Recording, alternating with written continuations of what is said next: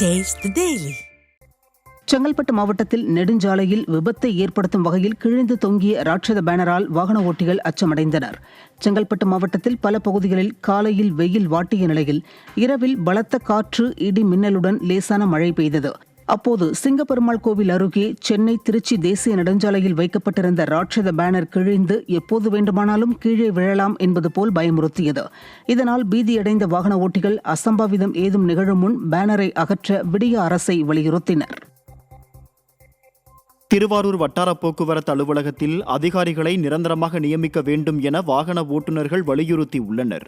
கடந்த 3 ஆண்டுகளாக நிரந்தர அதிகாரிகள் இல்லாத காரணத்தால் வாகன உரிமை பதிப்பு மற்றும் புதுப்பிப்பு உள்ளிட்ட பணிகளை உரிய காலத்தில் மேற்கொள்ள முடியவில்லை என அவர்கள் புகார் தெரிவித்தனர். அரசு துறைகளில் காலி பணியிடங்களை நியமனம் செய்வதில் விடிய அரசு அலட்சியம் காட்டி வருவதால் வாகன ஓட்டுநர்கள் கடும் சிரமத்திற்கு ஆளாகியுள்ளனர். எங்கள்கிட்ட எப்சி எடுக்கல, எங்களால் முடியல. 1 வாரம் ஆகுதுங்க. பர்மிட் ஆகிறதுனா 15 நாள்லேருந்து 20 நாள் வரைக்கும் ஆகுது. என்கிட்ட கேட்டால் எங்கள்கிட்ட ஆர்டிஓ இல்லை சொல்கிறாங்க. பல நாடாக எங்களுக்கு மனு கொடுத்துரும், இது வரைக்கும் எந்த ரெஸ்பான்ஸ் எங்களுக்கு இல்லை.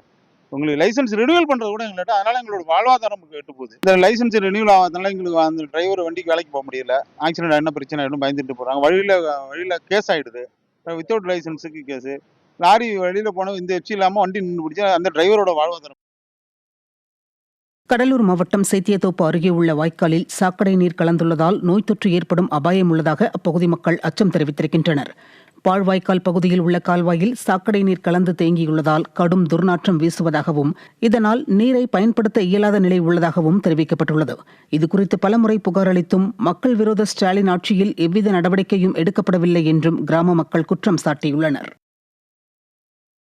மயிலாடுதுறை மாவட்டம் பூம்புகார் அருகே பாசன வாய்க்கால்கள் தூர்வாரும் பணியின் போது 30க்கும் மேற்பட்ட பனை மரங்கள் வெட்டப்பட்டதற்கு அப்பகுதி மக்கள் கண்டனம் தெரிவித்திருக்கின்றனர். மணி கிராமம் பகுதியில் பெரிய வாய்க்கால் கரைகளை சீரமைத்து தூர்வாரும் பணிகள் நடைபெற்று வரும் நிலையில் 70 ஆண்டுகள் பழமையான பனை மரங்களை ஜேசிபி இயந்திரத்தை கொண்டு தள்ளி சாய்த்துள்ளனர். இதற்கு அப்பகுதி விவசாயிகள், பொதுமக்கள் கண்டனம் தெரிவித்துள்ள நிலையில் கரை பாதுகாவலர், வாய்க்கால் தூர்வாரிய ஒப்பந்ததாரர் ஆகியோர் மீது காவல் நிலையத்தில் புகார் அளிக்கப்பட்டுள்ளது.